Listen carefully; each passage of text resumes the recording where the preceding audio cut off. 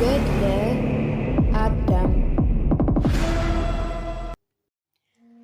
ምዕራፍ 7 ክፍል 2።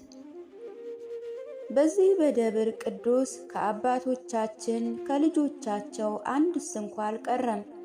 ከሦስቱ ከማቱሳላ፣ ከላሜህ፣ ከኖህ በቀር እነርሱ ከደብር ቅዱስ ከተራራው በአንድነት ወርደዋልና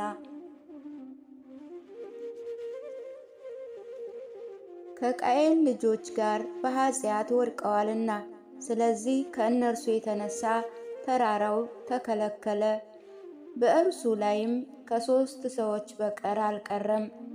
ኖህም ከታናሽነት ጀምሮ ኃጢአት እንደበዛ ክፋትም እንደበረታ የሰው ልጆችም እንደጠፉ ሐዘን እንደበዛ ጻርቃንም እንዳነሱ ያስተውል ነበር። ነፍሱ ወይም ሰውነቱን አደከመ፣ ድንግልናውንም ጠበቀ። የሰው ልጆች ስላደረጉት ጥፋት አዘነ። ኖህ ፈጽሞ የሚያለቅስ ፊቱንም የሚቋጥር ነበር። ስለዚህ ሰውነቱ በድካም አንጻር ሰይጣንም ወደ እርሱ ይቀርብ ዘንድ አልቻለም።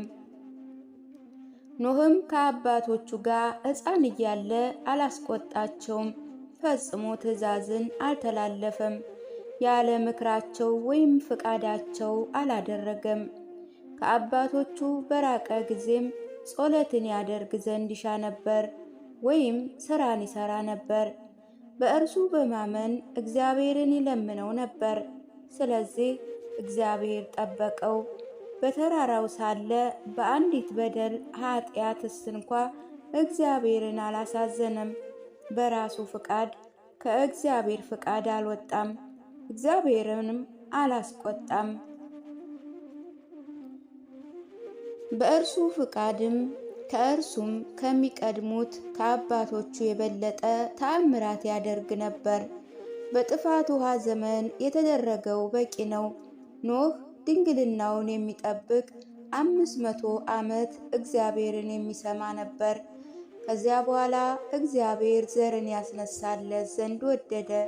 እግዚአብሔርም እንዲህ ሲል አነጋገረው፣ ኖህ ሆይ ተነስና ሚስት አግባ፣ ከእርሷ የሚያጽናናህ ልጅም ይወልድልህ ዘንድ ብቻህን ትቀራለህና ከዚች ኃላፊነቷ ምድር ትወጣለህ፣ ከዘርህ መሬትን የሚያንጽ ይወለዳል አለው። ኖህ ይህንን ከእግዚአብሔር በሰማ ጊዜ ትእዛዙን አልተላለፈም። ወደ ጥፋት የሄዱ ከሄኖስ ወገን የሚሆን የአቦሬዝን ልጅ ሃይከል የተባለችዋን ሴት አገባ። 3 ጊዜ በሩካቤ ሥጋ ተዋወቃት። ሴምን፣ ካምን፣ ያፌንም ወለደች። ከዛ በኋላ እግዚአብሔር ለኖህ የጥፋት ውሃ በዚች ምድር እንደሚመጣ ነገረው። ይህ የጥፋት ውሃ ፍጥረትን ያጠፋል። ከጥፋቱ አንድስ እንኳ በምድር አይታይም አይድንም አለው። ዳግመኛ እግዚአብሔር ኖህን ልጆችን ጠብቅ፣ ከቃየል ልጆች ጋር ተቀላቅለው እንዳይጠፉ እዘዛቸው፣ አስረዳቸው አለው። ኖህም የእግዚአብሔርን ቃል ሰማ፣ ልጆቹ በተራራው ጠበቀ። ወደ ቃየል ልጆች ይወርዱ ዘንድ አልተዋቸውም፣ አልፈቀደላቸውም። ዳግመኛ እግዚአብሔር ኖህን ለአንተም ከአንተ ጋር ላሉ ቤተሰቦችህ መዳኛ ይሆን ዘንድ ከማይነቅዝ እንጨት መርከብን ሥራ። ይህንንም በታችኛው የኤደን ምድር በመጀመሪያ በቃየል ፊት ትሰሩ ዘንድ ያስፈልጋል። እነርሱ አንተ የምትኖሩባት ያዩ ዘንድ እዚያ ይመለሱ ንስሐ የሚገቡ ዘንድ ነው። ካልወደዱ ግን እነርሱም ይጠፋሉ፣ እንቅፋትም በእነርሱ ላይ ይሆናል። የምትሰሩባቸው እንጨቶችንም ከደብር ቅዱስ ቁረጡ። የመርከቡ ርዝመትም 300 ክንዱ ይሁን፣ አግድሙ 500 ክንድ ይሁን፣ ቁመቱ 30 ክንድ ይሁን። ይህን ሰርተ ከፈጸምክ ወደ ላይ አንድ በር ይሁን፣ 3 ክፍል ይሁን። ከክፍሎቹ እያንዳንዱ ቁመቱ በ10 ክንድ ይሁን። የመጀመሪያው ቤት የአናብስት፣ የአራዊት፣ የሰጎኖች ሁሉ ይሁን። ሁለተኛው ለወፎች ለታዋሳን ይሁን። ሦስተኛዋ ቤት ለአንተና ለቤተሰብህ ለልጆችህ ሚስቶችም ይሁን። በመርከቡ የውሃ ጉድጓድ ሥራ፣ በርም አድርግላቸው። ከእነርሱ ውሃ ይገኝ ዘንድ ለአንተ ከአንተ ጋር ላሉ መጠጥ ይሁን። ጉድጓድም በውስጡ በውጩ በቆርቆሮ ለብጠው። በመርከቡ ውስጥም አንተም ከአንተም ጋር ያሉ ትመገቡ ዘንድ የስንዴ ማጠራቀሚያ ሥራ። ዳግመኛ አብንስት ከተባለው እንጨት መጥቅዕ ደውል ሥራ። እርዝመቱ 3 ክንድ አግድሙ 1 ክንድ ተኩል ይሁን። መምቻውም ወይም መደወያው ከእነዚህ እንጨቶች ይሁን። የመደወያው በቀን 3 ጊዜ ይሁን። መጀመሪያ በነጋ ጊዜ የመርከቡን አሰራር ያዩ ዘንድ ለሥራ የሚሰበሰቡ ዘንድ፣ የሁለተኛው ደወል ድምፅን በሰሙ ጊዜ ለምግብ ይሰበሰቡ ዘንድ፣ ሦስተኛዋ ምሽት በሆነ ጊዜ ሂደው ከድካማቸው ያርፉ ዘንድ። እግዚአብሔርም ኖኅን አለው፣ በሕዝብ መካከላቸው ዙር፣ ተመላለስ፣ ጥፋት መጥቶ እንደሚያሰጥማቸውም አስረዳቸው። በፊታቸው መርከብን ሥራ። ስለ መርከቡ አሰራር ከለመኑህ ወይም ከጠየቁህ እንዲህ ብለህ አስረዳቸው። እግዚአብሔር እኔንም ልጆችንም ከጥፋት ውሃ እንድን ዘንድ ወደ መርከብ እንድንገባ አዘዘኝ። ኖኅ በመካከላቸው በተመላለሰ ባስረዳቸው ጊዜ ዘማውያን ዘፋኞች ከመሆናቸው የተነሳ ሳቁበት። ይህ ሽማግሌ ይሳሳታል፣ አእምሮ አጥቷል አሉ። ወህኖች ወደ ተራራው ላይ ይመጡ ዘንድ እንዴት ይችላል? ወደ ተራራው ላይ የሚወጣ ውሃ ፈጽሞ አላየንም። ይህ ሽማግሌ ግን የጥፋት ውሃ ይመጣል ይላል አሉ። ኖኅ ስለ እነርሱ እግዚአብሔር ያዘዘውን ተግባር ሁሉ አደረገ። ኖኅ እነዚያን 3 ልጆቹን ወለደ። በመጀመሪያ 100 ዓመት ታቦት የሰራባት ነው። በዛች 100 ዓመት ደግሞ የሚመጣባትን ፈጽሞ አልተመገቡም። የእግሩ ጫማ አልተለወጠም፣ አልተበጠሰም፣ አላረጀም። ዳግመኛ በዚያ 100 ዓመት ልብሶችን ከእርሱ አልለወጡም፣ ከእነርሱም ስራው አልተቋረጠም። በእጅ የተያዘች በትርም አልተለወጠችም። በራሱ ያለ መጠምጠሚያ አላረጀም፣ የራስ ጠጉርም አልበዛ አልጎደለም። 72 መተርጎማን ወይም ጥበበኞች እንዳስረዱን አስቀድሞ በዮናውያን መጽሐፍ እንደተጻፈ እኒህ 3ቱ የኖኅ ልጆችም ከእርሱ የመጀመሪያ ሴም፣ ካምና ያፌት ናቸው። ከማቱሳላ ልጆችም ሚስትን አገቡ።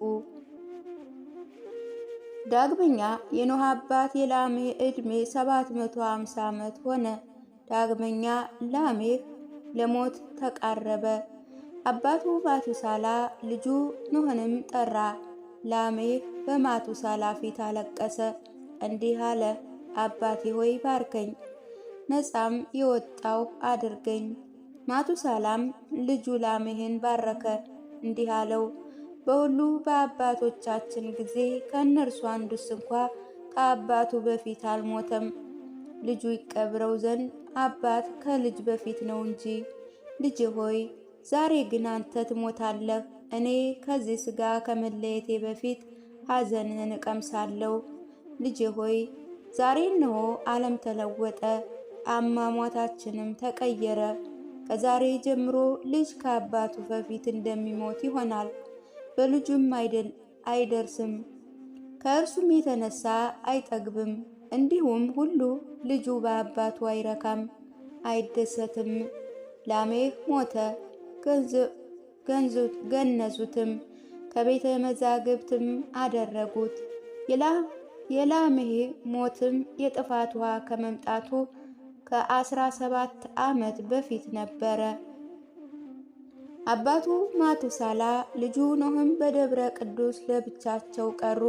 ኖኅ ሁል ጊዜ ወደ መርከብ ይወርድ ነበር፣ ልጆችንና ሚስቶቻቸውን ያስተምር ዘንድ፣ ስለ ነፍሳቸው ይደክሙ ይጸልዩ ዘንድ ለማስተማር ሲመሽ ወደ ተራራው ይወጣ ነበር። ከቃየል ልጆች ጋር እንዳይቀላቀሉ ይከለክሏቸው ዘንድ እንዳይወርዱ ይጠብቅ ዘንድ ኖህ ስለ ልጆቹ ይፈራ ነበር። በአሳብም እኒህ ጎልማሶች ይሸነፋሉ ይል ነበር። በሌሊት ከእነርሱ በወረደ ጊዜ ሽማግሌው ማቱሳላን በእነርሱ ላይ ያዘው ነበር።